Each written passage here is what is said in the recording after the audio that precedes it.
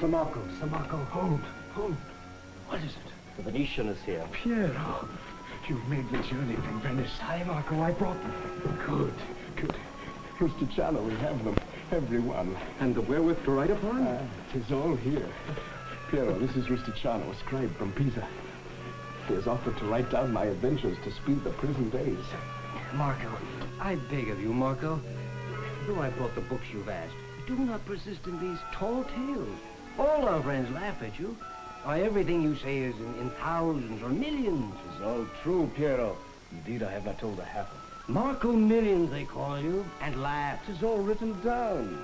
It's not on my memory alone I rely. Alas, Marco, what can I say? Say only that you brought the gem to reward this good jailer. Aye, 'tis here. You've done your task well, jailer. I thank you, Venetian. Leave the candle, jailer. We'll start at once. Remember, Marco Millions. The truth only, Piero. Come, Rusticano. To work. To work. Let us pay attention. We also prejudices, and all who desire to get knowledge of the varied races of man and the diversities of sundry regions of the world. Good. So be it. Thus, while a prisoner of war in Genoa, Marco Polo of Venice undertook to dictate the story of his adventurous trip to China, a trip that lasted 24 years. His book has lived through the centuries as an exciting story of high adventure, still read today. And because of its keen and accurate observation, it has served as a source book for mariners and explorers, merchants and geographers. But let the book of Marco Polo speak for itself.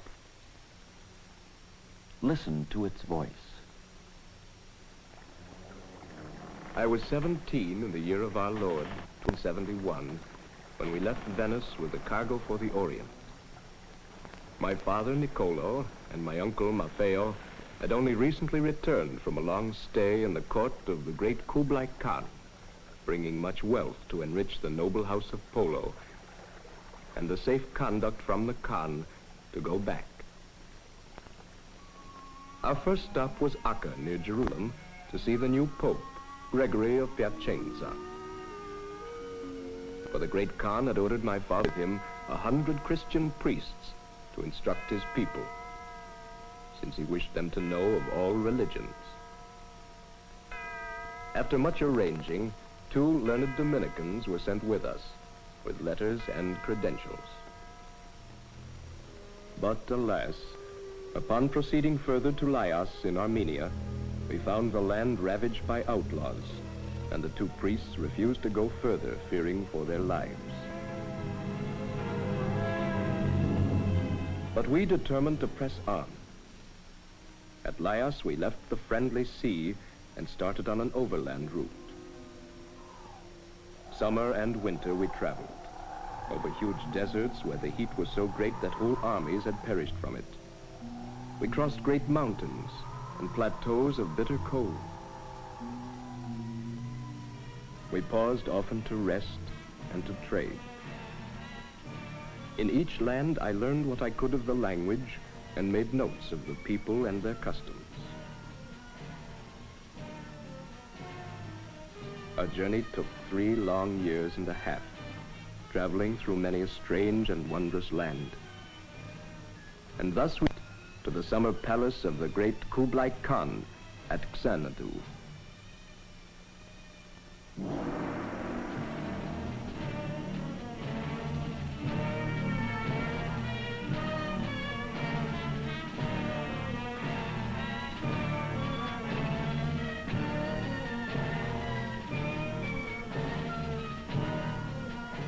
Welcome, men of the West. It pleases us that you have honored your promise to return. Great Khan, in addition to ourselves, we bring my only son and your liegeman. He too is welcome.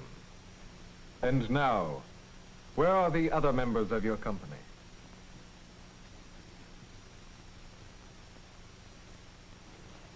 Great Prince, we bring only ourselves.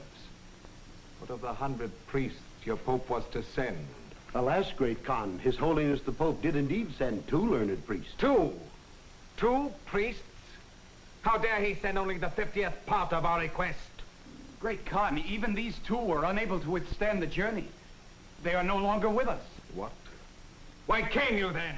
For trade only? Nay, nay, Great Khan. We came at your behest. If it please you, great Emperor. Oh. What has the young sprout to say? We have brought with us the letters and documents of our great Pope. Documents, letters? We know not your Pope's language. In Tung Huang we met a Tartar scribe.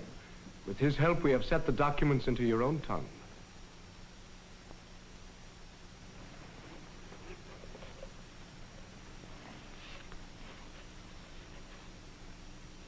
So it is. And neatly done, too. Study these, my wise men.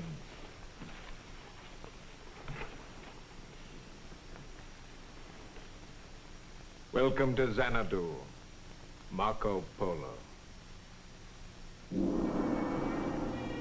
Thus came we to the court of the great Kublai Khan. His interest in strange lands and customs made travelers ever welcome, the more so in that he mistrusted the Chinese and other conquered peoples over whom he ruled. Hence, offices of trust not held by his fellow Mongols were filled by Arabs, Jews, and Nestorian Christians. For so vast is his empire that men of all nations gather to his court. In addition to the land he himself rules, are the many lands which pay tribute to him. Some are 6 months' journey away, and some even more. In the next 17 years, I traveled into many parts of this great empire on special missions for the Khan. During this time, I saw great wonders and immense riches. In some of these lands are the handsomest buildings in the world. The people of this land are gentle and learned, and look upon their Mongol conquerors as mere barbarians. The richest silk exists in such amazing bounty that in the great city of Hangzhou, even the poor go clad in silk. Some of these lands abound in spices of all kinds, so that for the price of a Venetian groat, a man might purchase all that he can carry. On the island of Ceylon, which does not pay tribute to the Khan, are found great rubies, sapphires, topazes, amethysts, and many other stones of price. In Malabar, which is called India the Greater, are very fine and great pearls. People here eat a great nut, as large as a man's head, with water in better than any wine, and meat as white as milk. Let me speak now Khan, and he is noble in proportion, learns from all. For instance, the city of was captured by designed by my father, my uncle, and myself.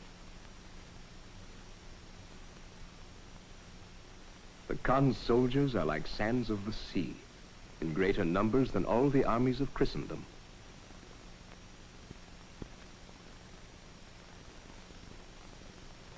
They are paid in pieces of paper which are valued as gold, and no man dare refuse this paper money on pain of death. Yet there is kindness too. Where there has been hardship such as drought and flood, the Khan causes to be given freely from his store.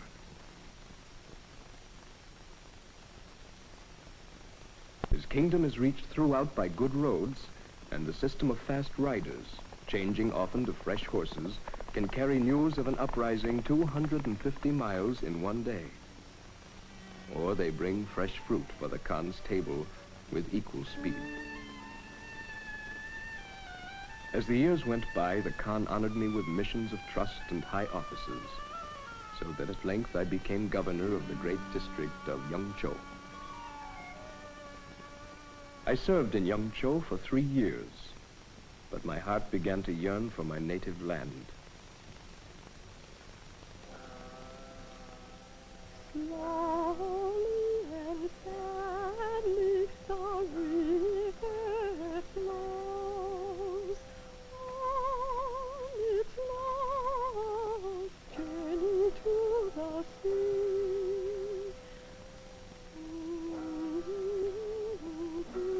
Excellency, your messenger has returned from the Khan. What reply brings he this time?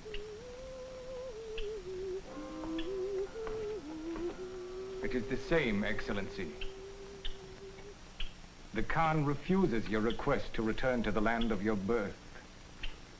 He has need for you here. It is as I feared. In addition, the Khan forbids you to broach the matter again.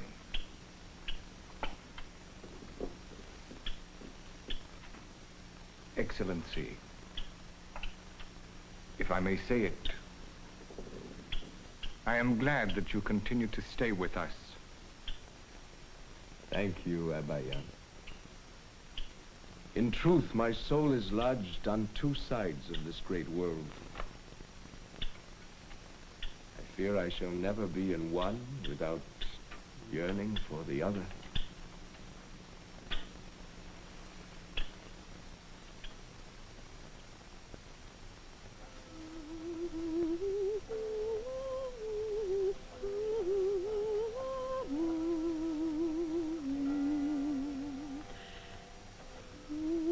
For long, long years you have wandered in distant lands of the earth.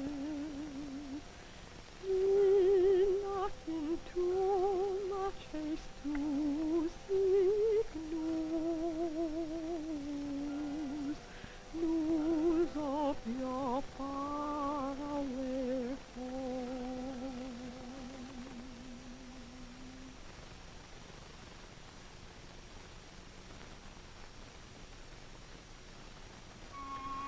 But a strange circumstance opened the way for me, and I was summoned to the Khan's presence. Marco, our Persian cousin has asked for a wife from our court. I have heard of it, great Emperor. We have selected the Princess Kokachin. But we do not wish her to suffer the perils of an overland journey. It is indeed a long and difficult way. What say you, Marco Polo, to a water route? With good ships and skillful sailors, it is indeed possible. Princess Kokachin, my dear, will you entrust yourself to this gentleman? Yes, great Khan. Be it so. Deliver her safely, Marco, for there never was cargo, a millionth part so precious.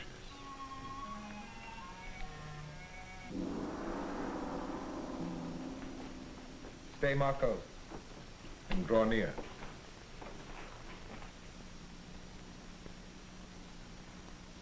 Marco, my friend, I know how you and your father and your uncle yearn to go back to the land of your birth. When the little princess is safe in Persia, you may go on. Oh, gracious Emperor, I thank you from my heart. Are you then so glad to leave us? Joy and sorrow struggle within me, great Khan. Much have I seen through your western eyes, Marco Polo. Through you I have learned that differences though there be, beneath their strange customs, all men are truly brothers. Excellency, I too have learned to see through your eastern eyes. Unknown to us is the free traffic in races and religions which your kingdom permits.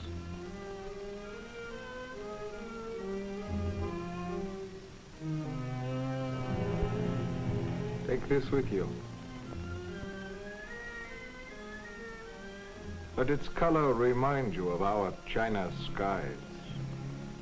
And in its light, see the glance of friendship of Kublai Khan. Oh, great Emperor. Enough, enough.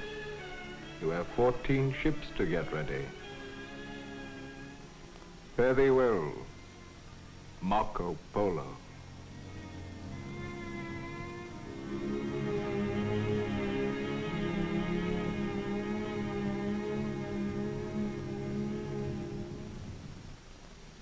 We embarked at Changchao and sailed through the China Sea. The trip back was indeed long, for it took 2 years and a half. We encountered great seas and storms of the worst sort. It was a cruel journey, for many died of pestilence and other causes. But my father and uncle and I survived, as did the lovely Princess Kokachi.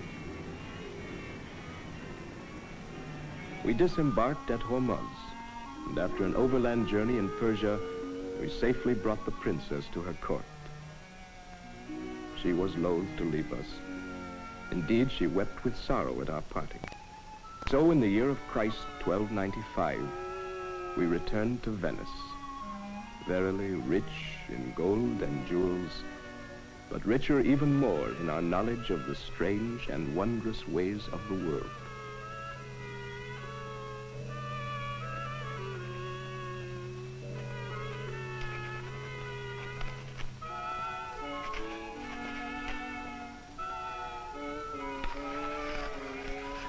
So ends the book of Marco Polo, written in prison.